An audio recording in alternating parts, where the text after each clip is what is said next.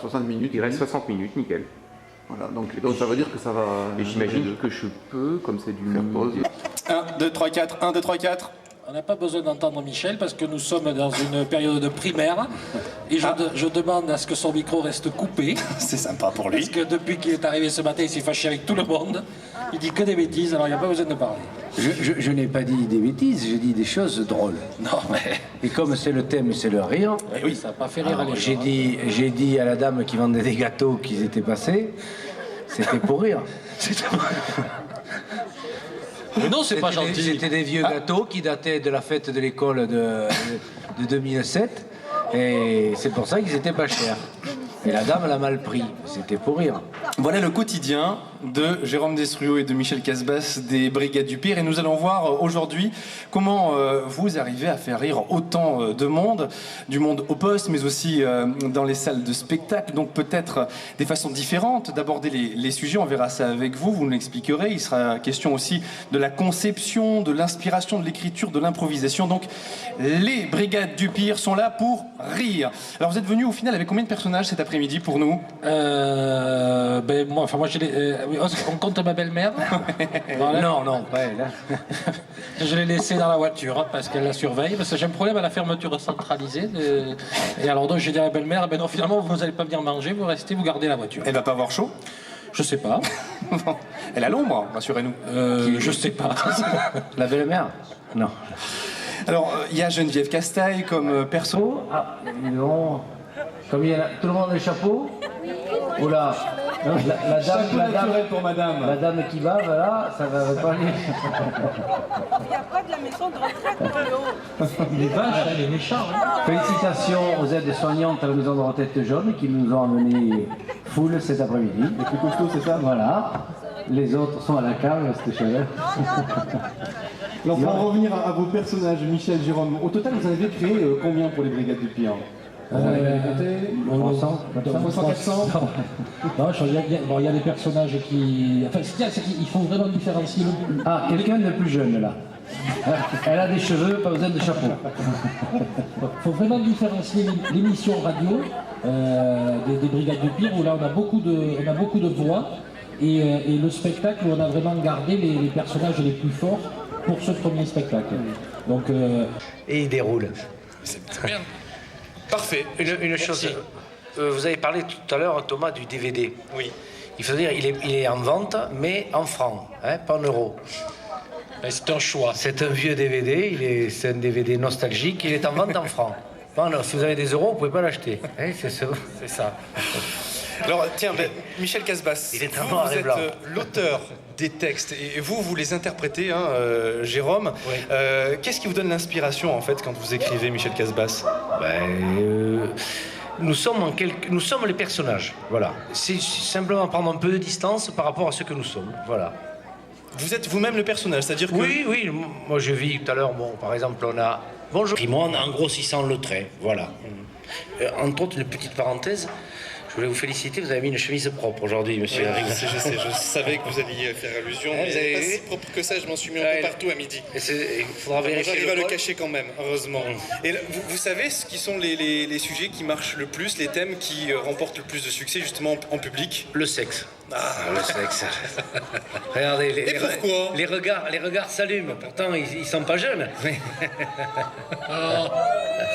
C'est-à-dire quand vous parlez de sexe, au moment de l'écriture, vous pensez à quoi? Non, je plaisante.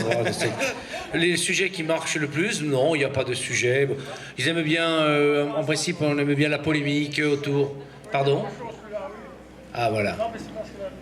Et on vous entend, monsieur, au passage, c'est bien. Parce que du coup, oui. On dirait Bob Marley avec le... Voilà. C'est pas José Arthur qui parle. Hein. Par contre, monsieur Arthur, on a mangé à côté de lui à midi. Ouh, il avait vu cet homme, hein.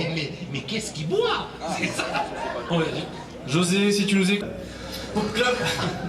Et c'est là que je me rends compte. Je savais pas qu'il buvait, je savais pas qu'il buvait. Il s'est levé, il s'est cogné au ventre, il s'est allongé, il a dit putain de merde et il est reparti. Monsieur José Arthur, je pensais pas qu'il était là. Et après, il s'est isolé, il a laissé rouler un pétard. Et il a enlevé les gâteaux de l'association des parents d'élèves. Et c'est ça. On les travaille pour en arriver à ce résultat. Thomas, honnêtement, je ne sais pas si ça se travaille. Non, c'est vrai? Non, je crois qu'on les a en soi, on les améliore, C'est on quoi, les c'est de peaufine. l'impro, ça part d'une improvisation? Ça part, ce que je vous ai dit. Si on observe, si on est... Vous auriez du mal à devenir, même en travaillant jour et nuit, vous auriez du mal à devenir les personnages qu'on interprète. Sans méchanceté, hein.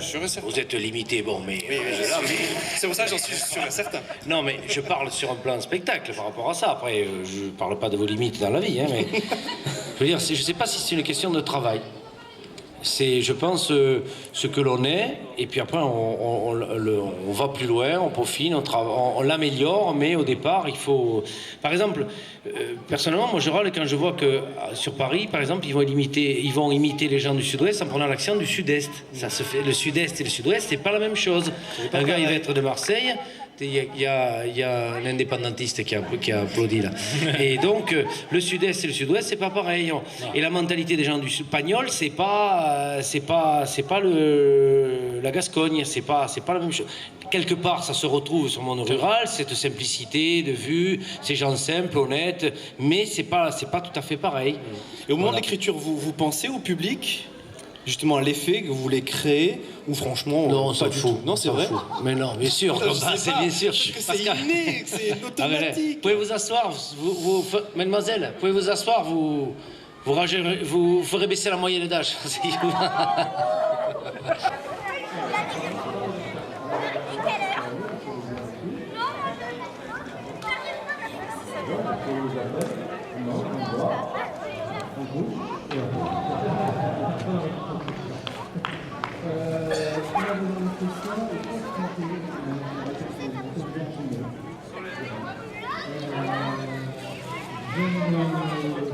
Cette première conférence, et c'est vrai, le rire est un sujet sérieux. La preuve, là, si je vous demande de rire, quand même, mais dans l'absolu, on ne rit pas sur commande. Alors pourquoi? Et c'est ce que nous allons voir avec notre invité qui s'est posé plusieurs questions. Pourquoi rit-on? Comment rit-on? De quoi et de qui rit-on? Avec qui rit-on? Où et quand rit-on? Rit-on? Bienvenue, bonjour. Vous saurez tout donc grâce au rire. Eric Smadja, bonjour et bienvenue. Bonjour. Alors vous êtes psychiatre, psychanalyste, anthropologue et vous avez écrit le Que sais-je sur le rire aux presses universitaires de France. Vous allez maintenant nous faire comprendre le rire. C'est à vous et vous pourrez aussi poser vos questions tout à l'heure. Bonsoir à tous. Je tiens à remercier les organisateurs et Dominique David, l'agence de communication Carrément à l'Ouest, qui m'a donc convié à ce salon, non pas pour rire, mais sur le rire. Petite précision concernant ma présentation, ce livre, je l'ai écrit il y a presque 20 ans, et il a été réédité donc, tout récemment en septembre pour la 4e fois. Il est d'ailleurs traduit dans plusieurs langues, et en fait, mon actualité n'est pas le rire spécialement, mais étant donné que je suis également psychanalyste de couple, j'ai publié un ouvrage tout récemment au mois de mars sur le couple et son histoire. Alors, quand j'avais abordé cette étude sur le rire, il y a donc presque 20 ans, c'était en 93, le rire ne m'intéressait pas spécialement en lui-même, mais comme objet et comme méthode pluri- et interdisciplinaire. Et effectivement, à cette époque, je me disais déjà que toute réalité humaine est par définition, par essence, complexe, et qu'elle relève à la fois d'aspects biologiques au sens large du terme, psychologiques à la fois cognitifs et psychiques inconscients, et également socioculturels. Et je me disais qu'à travers le rire, ce petit comportement dérisoire a priori, on pouvait vraiment mettre en évidence cette complexité de la réalité humaine. Alors, le rire est le propre de l'homme. C'est Aristote qui écrivait ça dans Poétique. Ça a été repris plus tard par notre fameux médecin de la Renaissance, Rabelais. Cet énoncé est devenu un lieu commun qui institue une rupture nette entre le règne animal et l'homme. En fait, deux catégories de discours existent sur le rire. le discours du sens commun de l'opinion et le discours des philosophes, des chercheurs et des spécialistes. Le discours du sens commun de l'opinion évoque 3 caractéristiques principales. Sa spécificité humaine, sa relation structurelle à la joie et au plaisir procuré par le comique, faisant de lui un indicateur de bonne santé, l'aspect automatique, réflexe de son exécution, associé à ce que j'appellerais une sorte d'évidence intellectuelle quant à un éventuel questionnement par son réalisateur. Le discours des chercheurs, qu'il soit...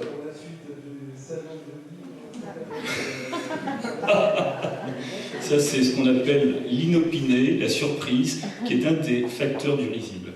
Le discours des chercheurs, qu'ils soient philosophes, psychologues, éthologues, donc spécialistes du comportement animal, médecins, sociologues, notamment, ont formulé des réflexions dont certaines furent structurées en théories explicatives à prétention généralisatrice. En fait, il s'agit plutôt, pour ma part, de représentations partielles d'un même phénomène. Tous deux me paraissent insatisfaisants, car le premier semble masquer 2 aspects fondamentaux du rire, son caractère historique, ce qu'on appelle son historicité, et la complexité de son déterminisme. Le second, par le morcellement de son objet, présente une vision réductionniste, car seulement analytique. Alors, je pense que tout comportement, toute réalité humaine doit faire l'objet, comme je vous disais tout à l'heure, d'une approche globale, pluridisciplinaire, qui explore les aspects biologiques, psychologiques et socioculturels. Et dans cette perspective, une meilleure intelligibilité du rire nécessite le recours à l'outillage conceptuel et aux méthodes singulières des disciplines suivantes, éthologie, médecine, psychologie cognitive, psychanalyse, histoire, sociologie, anthropologie. Une des modalités de leur articulation serait fournie par la notion de communication. En effet, traditionnellement perçue comme une expression faciale émotionnelle, le rire est fondamentalement un mode de communication non verbale, facio-vocal, de divers types de messages affectifs, dont en premier lieu la joie et le plaisir, mais aussi l'hostilité déguisée, plus ou moins, et l'angoisse, notamment.